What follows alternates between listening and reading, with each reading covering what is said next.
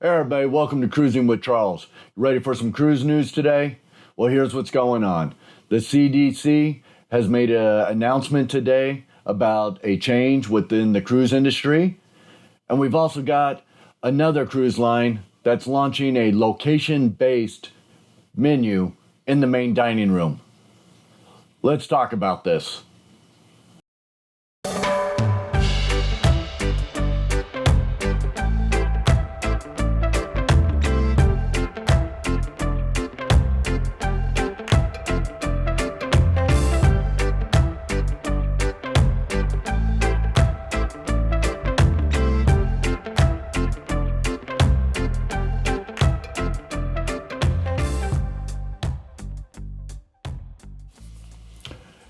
Hey everybody, I'm Charles and welcome to Cruising with Charles. So we got a couple interesting topics that are out today concerning cruise news. So what are they? Well, let's go ahead and jump right into the first topic. The CDC. The CDC has made another announcement today concerning the cruise industry. Now, usually when we hear about something about the CDC, it's not good. But this time it is good. And it's nice to hear. So let's talk about this and what it means for us who want to get back out and start cruising like we used to. So as of today, the CDC has completely dropped the travel advisory for the cruise industry. So if you remember, back when the whole pandemic first started, the CDC put all the cruise lines under a no travel advisory. Couldn't cruise, couldn't sail, no sail order. Then they started lifting it last year and people started getting back on the ships. But they were at a level 4 travel advisory. Do not go. CDC told people do not cruise. You still could, but they advised against it. Then in February this year, it got dropped down to a level 3, which was a high-risk travel. Then it slowly moved over to a level 2 moderate. And now we are gone. You're free to cruise, according to the CDC. It doesn't mean the risks are gone.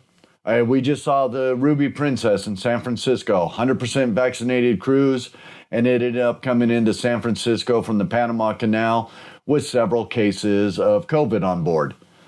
So the risks are still out there. But the CDC isn't saying don't travel anymore on a cruise ship. They have completely dropped it, so that is some good news, but it isn't going to change much. It is a step forward. We are continuing to evolve with this whole pandemic and getting somewhat back to normal, or as close to normal as we can. But the cruise lines are still going to be requiring the vaccinations, the vaccination waivers. They're still going to have their restrictions. It's still changing every day. Who knows what tomorrow will be? So what do you think? Do you think the CDC has jumped on this too early, dropping the travel advisory? Should there still be a travel advisory? Do you base going on a cruise off of what the CDC says? Or do you make your own decisions and travel how you want to travel? I'm curious, let me know in the comments. Okay, before we move on to the next topic, if you're new here, I encourage you to like, subscribe, and hit that bell notification so you get updates when we put out future videos. Okay, so now let's get into the next topic. One of the cruise lines is now going to be offering a location-based menu for their upcoming cruise season. Which cruise lines? Princess. Princess is going to be offering a Wild for Alaska menu. They're going to be offering this menu on all 6 of their ships sailing to Alaska this year. All their menus are going to be based off local seafood, local drinks. It's quite impressive. I know some of the cruise ships, you'll go to Mexico, they'll have quesadillas or tacos one night. But this is going to be offered in the main dining room with new menus for Alaska. Now, if you've never sailed to Alaska, I've got a couple videos you can watch. In fact, you can find a link to the cards right up here in the corner. I try to give you the best advice on traveling in Alaska and cruising in Alaska. I lived up there for years. I know what the weather can do. I know what some of the towns are like, what to expect, what not to expect.